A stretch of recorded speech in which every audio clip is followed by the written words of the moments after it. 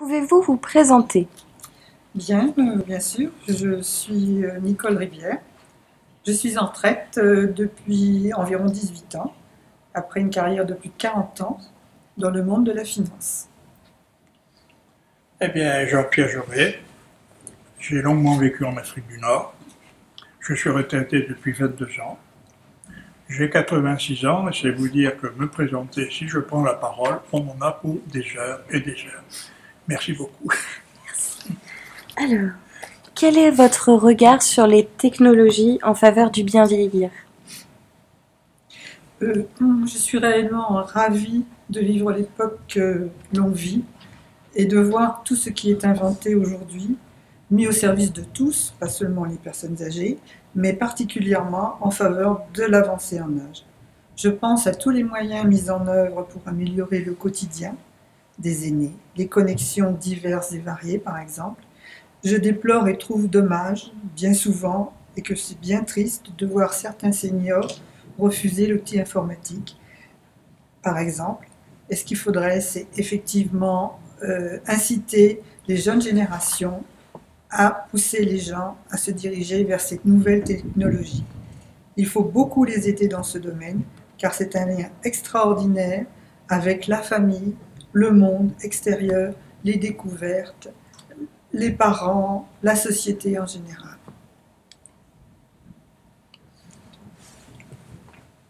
Mon regard est complexe.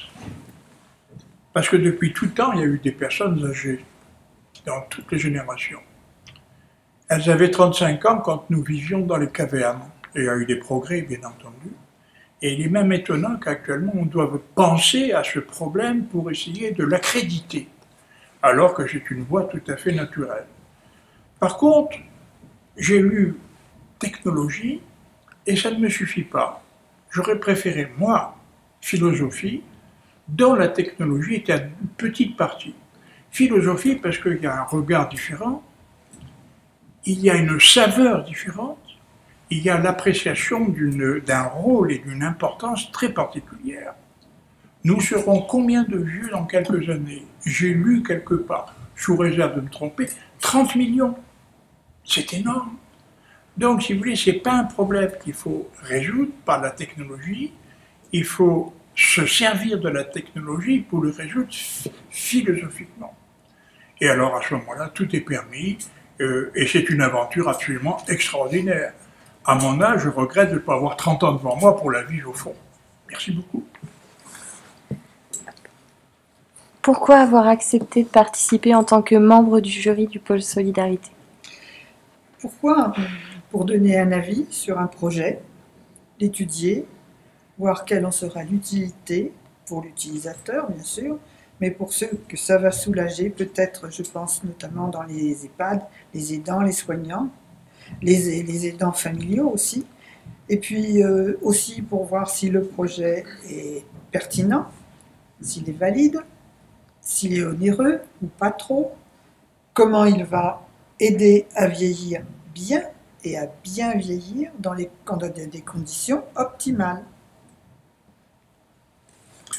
Pourquoi j'ai accepté de participer à cette journée?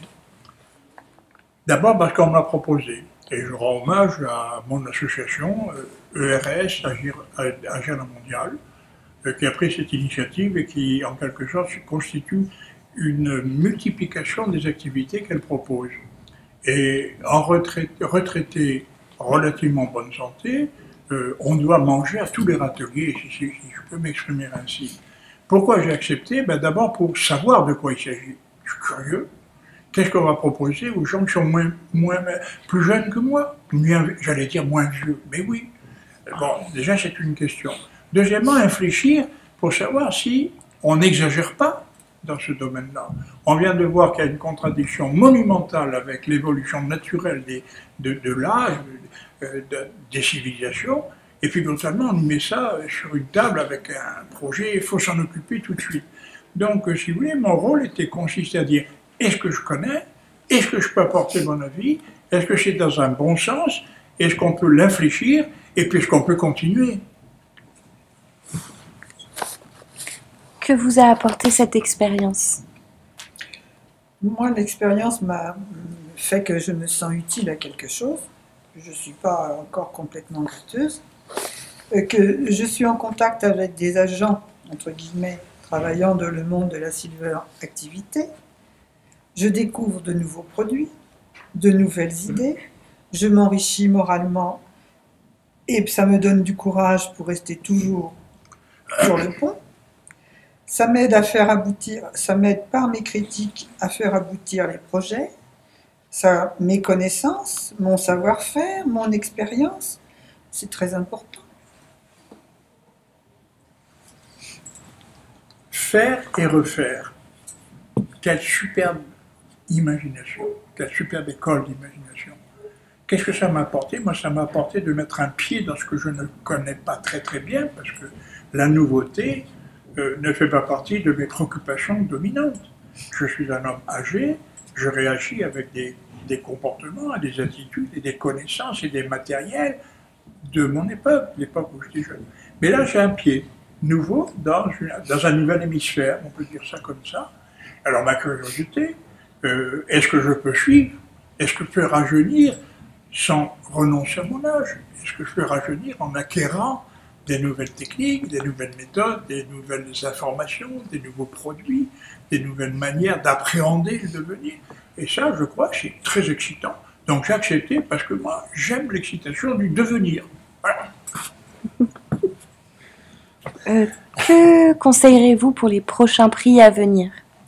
Alors, déjà dans l'étude des dossiers, il serait bien que des projets soient très très bien cernés, qu'ils soient viables, qu'ils puissent réellement améliorer le bien vieillir, qu'ils donnent plus de précision, que les postulants donnent de plus de précision possible sur l'objet, sur le coût, sur l'utilité, pour certains, l'âge des bénéficiaires, certains ne le mettent pas. Pour les EHPAD, bien notifier le nombre de résidents, de soignants, de salariés, de bénévoles, de quelle structure il s'agit, si c'est une structure privée, si c'est une structure publique, petite, grande, son lieu, son état, si c'est récent, si c'est ancien, vétuste, beaucoup à rénover.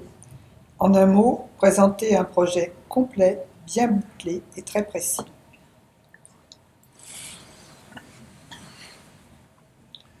Qu'est-ce qu'on peut imaginer pour le prix à venir? Alors la première remarque, continuer. Continuer à avoir des prix. Parce que derrière le mot prix, il y a une caractéristique de remerciement, d'honorification, je ne sais pas si le terme existe dans le dictionnaire, ça n'a pas d'importance. C'est le choix de la pugnacité et puis d'une certaine vision. Donc, si vous voulez, ça ne s'adresse pas à n'importe qui. On réfléchit, tout le monde ne peut pas réfléchir à la même vitesse. C'est pas dommage de le dire, c'est une évidence. Alors, dans l'avenir, continuer à faire des prix, frapper les imaginations, frapper fort pour des sujets nouveaux. Mon petit-fils qui a 11 ans sait parfaitement bien faire marcher un appareil photographique numérique, alors que moi je suis nul dans ce domaine-là. Il a 11 ans, qu'est-ce que ça va donner dans 30 ans? C'est formidable. Donc ce que je voudrais pour l'avenir, c'est d'essayer de toujours ouvrir le débat avec autant de sérieux sur des choses ponctuelles, matérielles. On n'est pas dans la poésie, on est dans la réalité des choses. Vieillir, c'est parfois difficile.